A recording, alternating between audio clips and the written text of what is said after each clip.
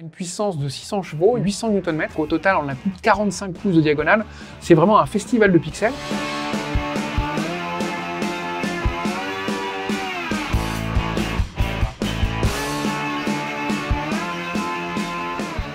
Habituellement, quand on pense à Jeep, c'est plutôt une Wrangler qui patauge dans la boue, qui est l'incarnation du baroudeur mythique du débarquement qui nous vient à l'esprit. Et c'est pas forcément un véhicule électrique. Pour autant, la marque américaine ne changera pas totalement son fusil d'épaule, mais elle sera confrontée à l'électrification.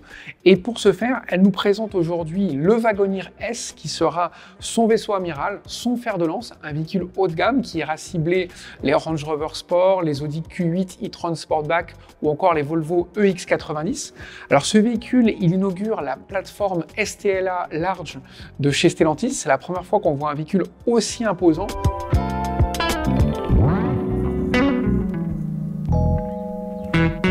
Véhicule électrique, ça se traduit aussi en termes de style, avec cette calandre mythique qui a été revisitée. Elle est lumineuse, on revoit les 7 barrettes typiques qui ont été redessinées, avec aussi de la structure, avec des effets matière. Le véhicule en lui-même, il est très travaillé, il est aérodynamique. On le voit avec notamment ses poignées de porte affleurantes. Le véhicule il a une longueur de 4,88 m, donc vraiment dans le standard européen des véhicules premium. L'idée, en fait, c'est de faire une référence au Wagoneer, celui qui a été lancé en 1963. On a vraiment des références partout. Sur les côtés, le drapeau américain, on l'a aussi sur les custodes. Et à l'avant, vous noterez que finalement, il n'y a aucune mention de la marque Jeep, remis sur la plaque, mais quand on aura une plaque minéralogique, ça ne sera plus le cas. C'est un peu comme une Mustang ou une 500 chez Fiat, en fait, des véhicules hors série qui arrivent à s'affranchir du reste de la gamme. Et puis après, ce qu'on va aller voir aussi, c'est qu'au niveau de l'aérodynamique, on a vraiment un travail qui a été fait au niveau du pavillon, et ça, on va le voir maintenant.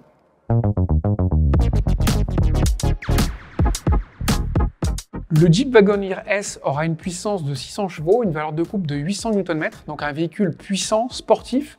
Il incarne en fait l'héritage du Trackhawk des années 2017, qui avait un V8 6 litres 2 qui faisait 707 chevaux. À l'époque, c'était une puissance colossale. Aujourd'hui, un Aston Martin BX a la même puissance. Donc c'est vraiment un véhicule puissant. Il y aura aussi une autonomie de 600 km.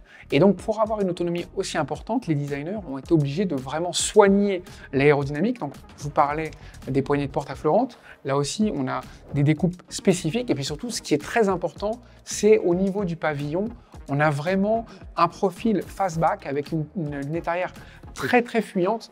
Un petit aileron ici subtil pour décoller le filet. Et puis, on n'a évidemment pas d'essuie-glace arrière parce que l'écoulement se suffit à lui-même. Et là, on voit que ça a été travaillé dans le moindre détail. On a également ici des zones creusées pour pouvoir avoir justement un aérodynamique optimisé avec notamment un coefficient de traînée de 0,29, ce qui est pour un véhicule de cette taille une prouesse.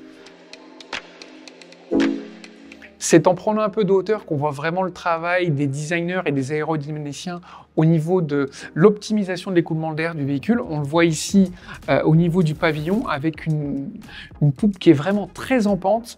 Et puis on voit justement la hauteur qu'a pris l'aileron et également ici des découpes spécifiques pour vraiment canaliser le flux d'air et comme je vous le disais, garantir en fait cette autonomie qui pourra atteindre 600 km avec une seule charge.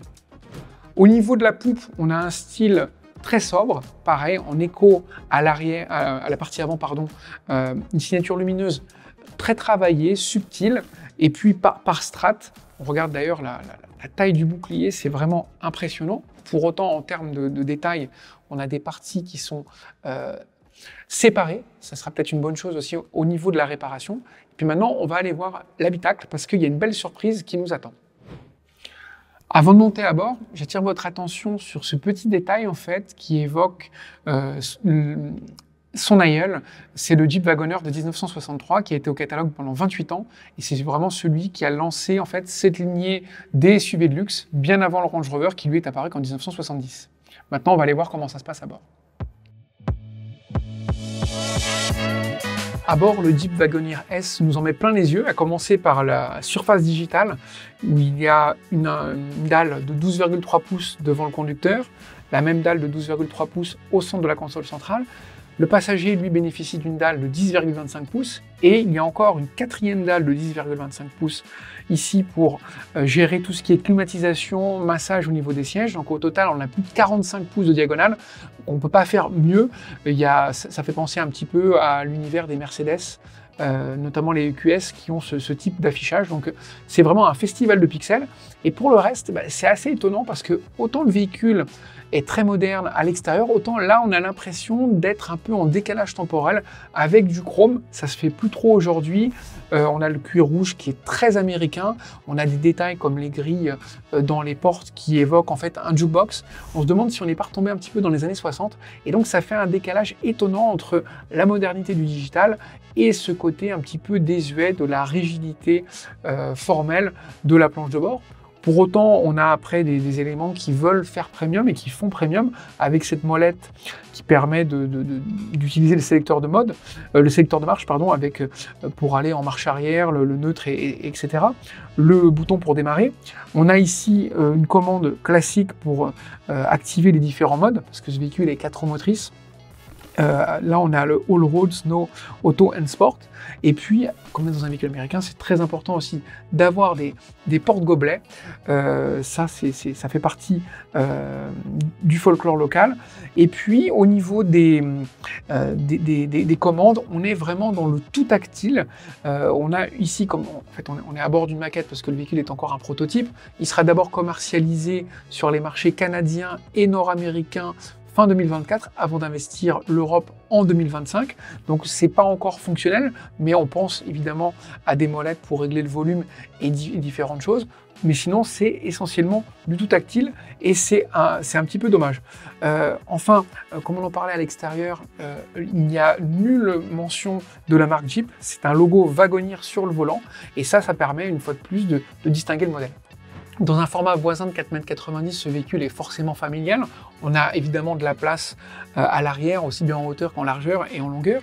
Pour autant, la plateforme STLA large du groupe Stellantis, qui est dédiée aux véhicules électriques, elle présente tout de même encore un petit tunnel de transmission. Et quand on s'installe aux places centrales, on a une assise et un dossier qui sont vraiment très raides. Donc pour les grands trajets, ce véhicule, on rappelle qu'il peut faire jusqu'à 600 km d'autonomie. On préférera plutôt être sur les places latérales où on bénéficie notamment de sièges chauffants et également climatisés. On a aussi à l'arrière des connectiques USB-C et puis une prise 115 volts en courant continu, ce qui permet de brancher des périphériques. Et puis au niveau de la modularité, c'est vraiment service minimum avec juste un accoudoir et puis une banquette qui n'est pas coulissante. Après, le propre de ce véhicule, ce n'est pas d'être en 7 places, c'est de rester à 5 places comme ses concurrents.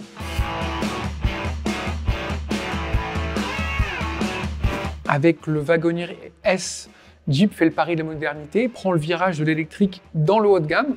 Alors c'est un véhicule qui sera parfaitement adapté sur le marché nord-américain, où il répond aux standards de la marque Jeep.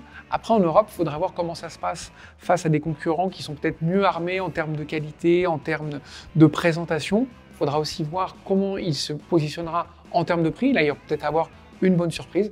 Ça reste une affaire à suivre. À bientôt.